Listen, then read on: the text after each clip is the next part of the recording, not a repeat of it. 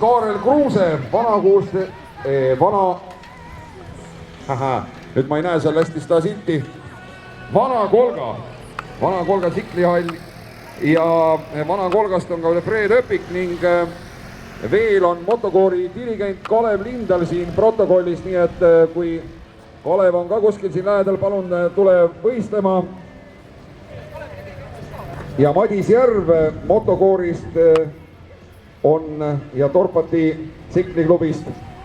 Niisiis kokku on 8 võistlejat meil siin kirja pannud.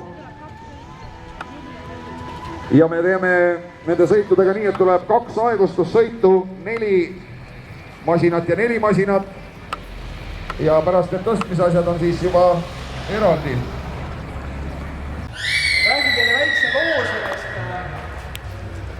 sellest pöördist. 1926. aastal tulid siis 2 esimest öövlit Eestisse proovipartiina.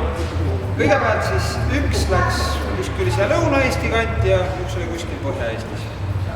Nii, katsetati ära, väga toimivad mudelid ja siis telliti järgmiseks aastaks kohe 10 tükki juurde.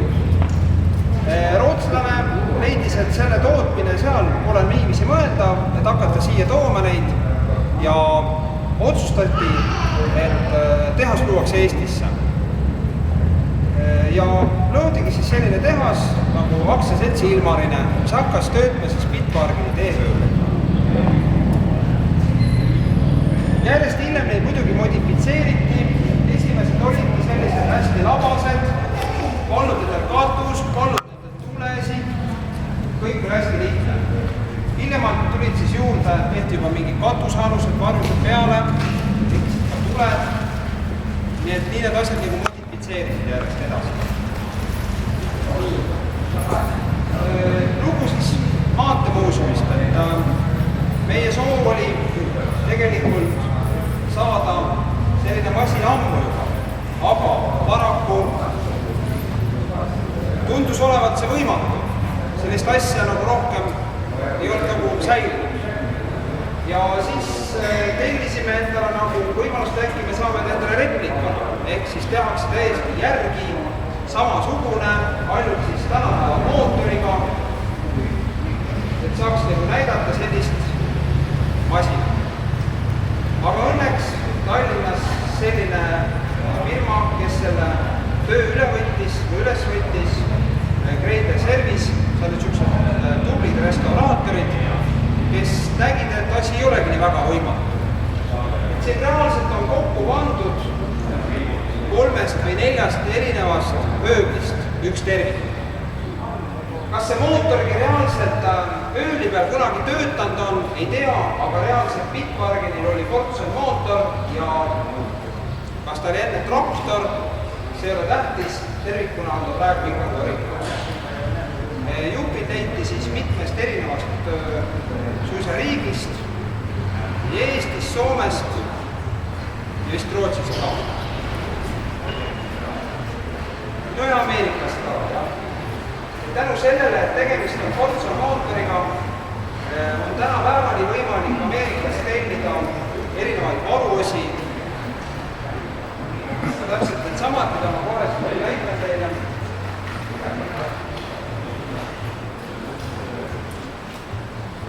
Niinimetatud süütepoolid, papparmikesed iga silindri kohta. Üks on patenteeritud USA-s, need on täiesti uued, need on ka uuena tellitud. Neid just vene keeles nimetatakse babinadeks. Neid ma siin kunagi küljes ei hoia, nad ei salli niiskus. Teiseks on nad väga väärtuslikud, kui mul ühtegi ei ole, ma seda riista käima panna ei saa. Nii, paneme need siis ära paika.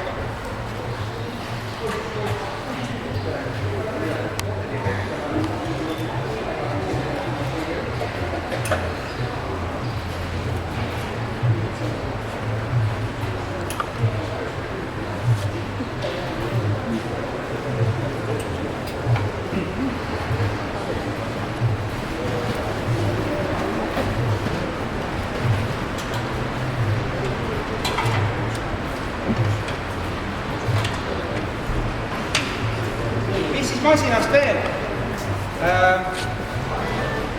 Rataste kaaludest oli ju siin enne juttu, esimene ühe ratta kaal on 300 kilo tükk, tagumine on seal üle 700 kilo. Rattaid on siin palju, keskmine rooliratas, äärmiselt siin ja keskel liigutavad siis hõlma vastavalt vajadusele, kuidas teed teha. Jõuallikuks on Sportson, tagatünn ehk siis tagavara kütusepaak arvata, mis siin muud. Käivituse protsess, käivitamine käib bensiini pealt, mootor on soojaks käinud, läheb üle petrooli pealt. Nii. Aga proovime, vaatame, mis ta teeb. Häda on selles, et kuidas öelda siis, iga vana inimene tahab topalt saada, et hommikul liikmed käima hakkaksid. Nii on ka tegemist selle riistaga, et tuletada natukene eelnevalt kütte ette anda.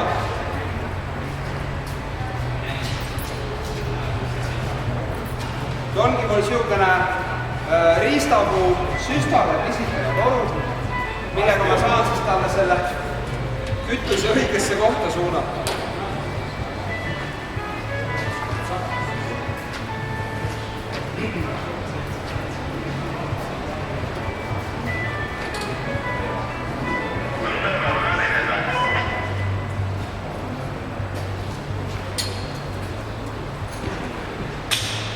Paneme siis paiku käsid, gaas on käsitsi, on sidur, on käigukamm, pidureid ei ole. Vot nii.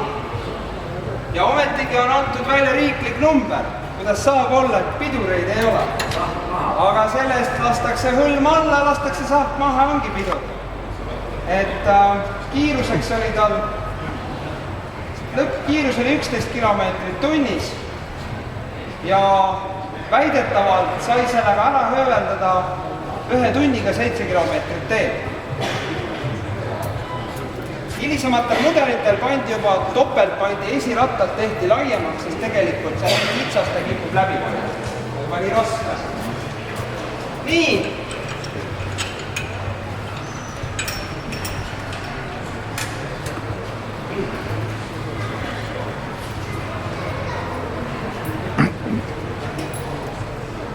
Kraanid lahti. Protsess võib olla väga pikk ja piinarikas, ma olen sellega harjunud juba. Ta on mind nöökinud oma jagu, küll headele parematel päevadel. Aga noh, lootust on.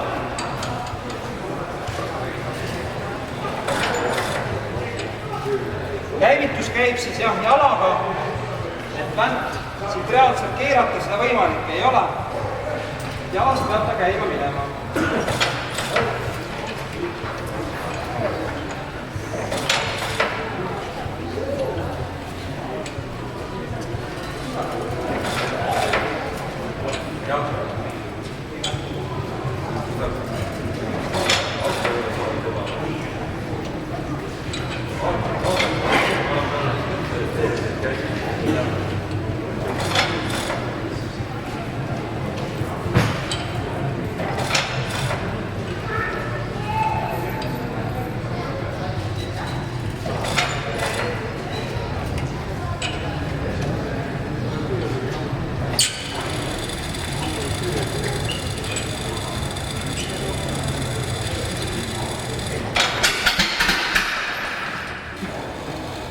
Juba lubas!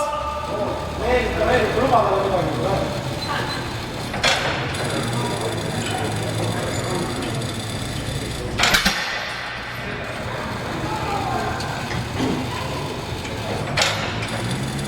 Ma arvan, et teeme talle veel toka. Ma jätsen, et nii palju inimest ei saa. Tal on lubelik olla. Teina ei luba talle midagi head. Ja, ta häbeneb natuke. Häbeneb, jah. Ma annan talle siis nagu otse vuntsi vahele, et ma luban talle seda. 2 × 100. 11. Juba nii palju ei andnud. Jah. Tal on hädaga see, et kui sa liiga palju annad, siis ta tõmbab täis.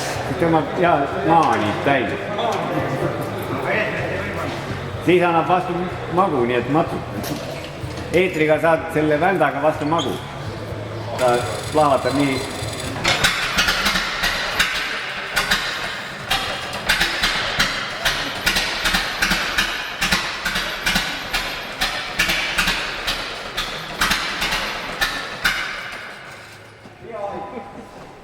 Hea algus on see. See on hea mees, kes lubabki, jah. Ma tõmban õhuklappi. Ei ole, ta kõditab natuke, jah. See on niisugune tirtsakas töö, seda pikka eelmängu. Aga äkki on tegemist naissoost, siis... No siis ongi see põlus. Sa oled enne kõrva ka sositanud.